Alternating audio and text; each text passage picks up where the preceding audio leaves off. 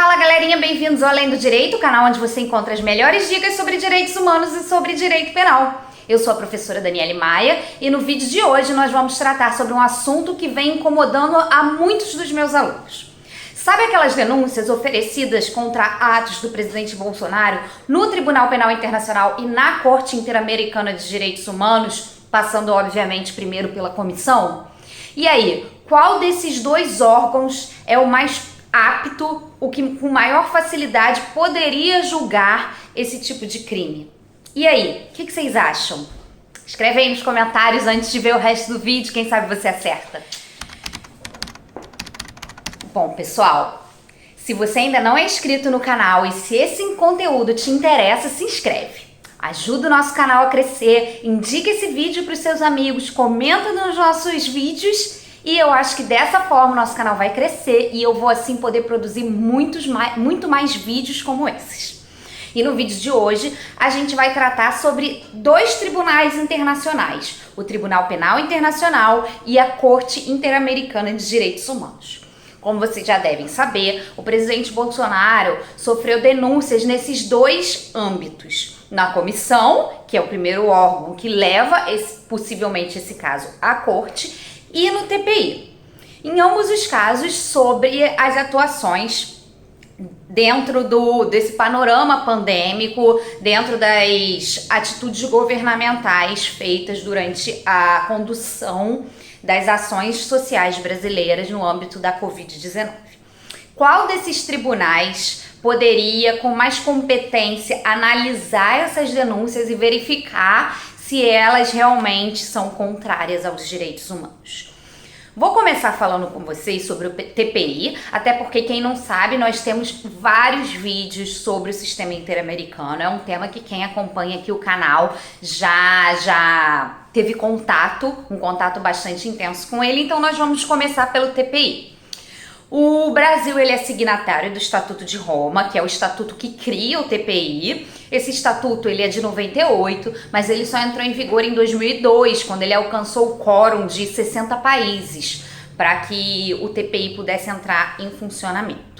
Nós temos aí a inserção do parágrafo 4º no artigo 5º da nossa Constituição. Ele foi inserido pela Emenda Constitucional 45 de 2004 e diz que o Brasil se submete à jurisdição de Tribunal Penal Internacional, não é do Tribunal Penal Internacional, é de Tribunal Penal Internacional, a cuja criação tenha manifestado adesão. Ou seja, por esse parágrafo 4º, a gente percebe que existe uma abertura para participar de novos tribunais penais internacionais.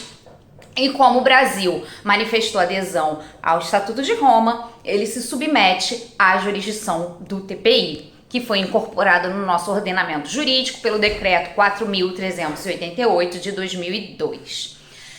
Lembrando que o TPI ele não possui jurisdição retroativa, então ele tem jurisdição a partir do momento que entrou em funcionamento, 2002. O TPI foi criado para evitar as críticas que os tribunais penais ad hoc sofriam, que eles incidiam, eram criados posteriormente aos fatos, então feriam o princípio da anterioridade, o princípio da legalidade, fora as questões políticas. Por exemplo, os primeiros tribunais ad hoc de Nuremberg e de Tóquio, que é pouquíssimo falado, o Tribunal Penal Internacional de Tóquio, eles foram criados e julgados pelos vencedores da Segunda Guerra Mundial. Então foi um tribunal criado pelos vencedores para julgar os vencidos. Então você vê aí que existe uma questão política intrínseca à legitimidade desse tribunal que é muito questionada. Posteriormente, nós tivemos o Tribunal Penal Internacional para a ex-Iugoslávia, nós tivemos o Tribunal Penal Internacional para Ruanda, para Serra Leoa e eu tô esquecendo de algum. Bom, depois eu lembro, se no decorrer do vídeo. É Ruanda, Tribunal de Nuremberg, Tóquio, Iugoslávia, Ruanda e Serra Leoa. São esses 5. Não esqueci de nenhum, não. Então, o Tribunal Penal Internacional foi criado nesse contexto para evitar essas críticas e para que ele não fosse mais um tribunal ad hoc, ou seja, um tribunal criado posteriormente aos fatos. Então, ele julga, eventualmente, casos ocorridos a partir da sua criação. Ele tem localização em Haia e ele tem competência para julgar pessoas. Logo no primeiro artigo, a gente vê lá descrito que a competência do TPI é para julgar pessoas. E sobre o quê? Sobre 4 condutas específicas, e se vocês tiverem interesse, deixa aí pra mim nos comentários que eu faça um vídeo só sobre essas 4 condutas, que são o genocídio, os crimes contra a humanidade, os crimes de guerra e os crimes de agressão. Não vou detalhar aqui, mas se vocês tiverem interesse, coloca aí pra mim que eu faça um novo vídeo. Então são esses 4 crimes: genocídio, guerra, crimes contra a humanidade e agressão. E o objetivo do TPI é zelar para a prevenção de futuras ocorrências desses tipos de crime, zelar pela paz, o bem-estar e segurança mundiais, pelo patrimônio civilizatório da humanidade e pelo reforço da cooperação internacional. Ele é formado por 18 juízes, além de um procurador, eleitos pelos estados signatários para um mandato de 9 anos. E entre eles nós tivemos uma juíza brasileira que muito nos orgulha, a Silvia Steiner, ou Steiner, não sei como pronuncia o nome dela, e ela ficou no TPI até 2016. Então, tendo um panorama aí do TPI, nós vemos também que eles recebem que o tribunal recebe muitas denúncias. Dentre os anos de 2018 e 2019, ele recebeu 795 denúncias. Então veja que um filtro muito criterioso deve ser feito para saber quais dessas denúncias vão ser efetivamente analisadas, porque é impossível que esse grupo de 18 juízes e um procurador julgue uma média anual de 795 processos. Isso é inviável. Desde a sua criação, o TPI analisou 27 casos e entre eles emitiu 34 mandados de prisão. 16 pessoas foram presas, muitas estão foragidas, muitos processos foram arquivados porque a pessoa que estava sendo julgada, ela acabou vindo a óbito, como foi o caso do Muammar Gaddafi, e isso faz com que o trabalho do TPI seja bem restrito a esses crimes mais graves. Antes de analisar as denúncias faladas no início, vamos agora à Corte Interamericana.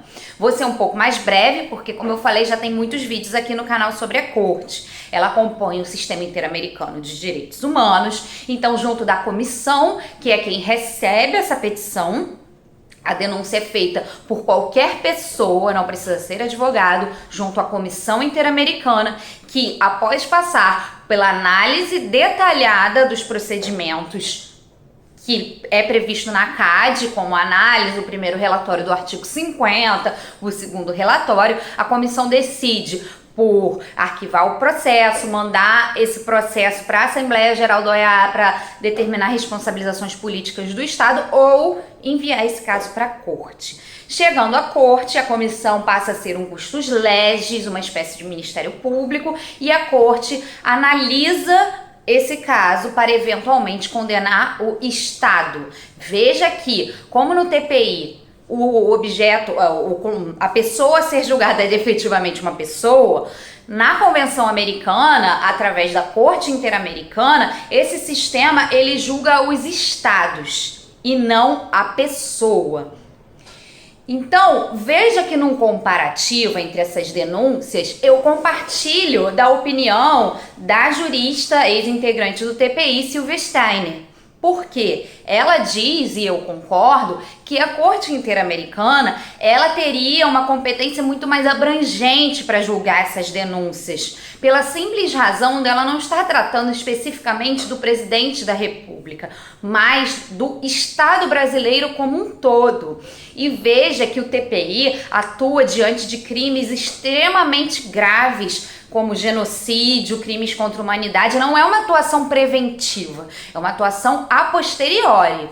Já a Corte Interamericana, que pode atuar preventivamente por meio das medidas provisórias, ela atua de modo a educar em direitos humanos os países das Américas. Então ela não julga só aquele caso em si, ela se aproveita daquele caso concreto que foi a ela enviado para tutelar os direitos humanos da população daquele país em específico, de uma forma a educar em direitos humanos por meio de políticas públicas. Vai muito além da reparação daquele caso concreto, das vítimas daquele caso concreto.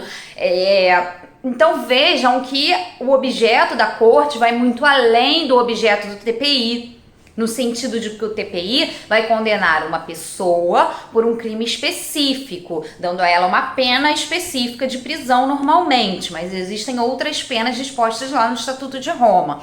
A corte vai condenar o país não só pelo caso específico, mas por toda uma série de políticas públicas que se entrelaçam com aquele caso específico que foi a ela levado. Então, em termos de Covid-19, já que estamos tratando disso, dessas denúncias sobre esse assunto, apesar do Bolsonaro também ter sido denunciado por genocídio indígena no TPI, e vejam que esse caso poderia ser estar mais dentro do âmbito de atuação do TPI, porque o genocídio indígena pode passar por um filtro maior de responsabilidade do que os atos referentes à Covid-19, que são mais abstratos.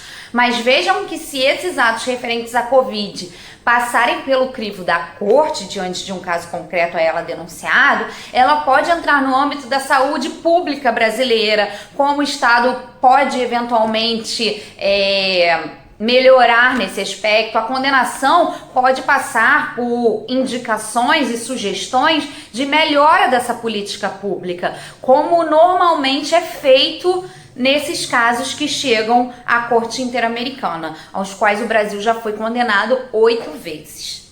Tá bom? Então era isso, pessoal. Espero que vocês tenham gostado do vídeo. Espero que eu tenha respondido as perguntas sobre esses comparativos dessas denúncias.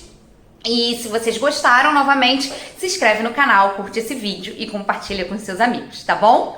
Tchau!